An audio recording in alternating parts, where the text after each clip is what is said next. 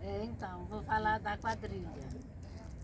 Quando eu cheguei aqui, eu que fui morar no assentamento, ainda não era assentamento, era acampamento.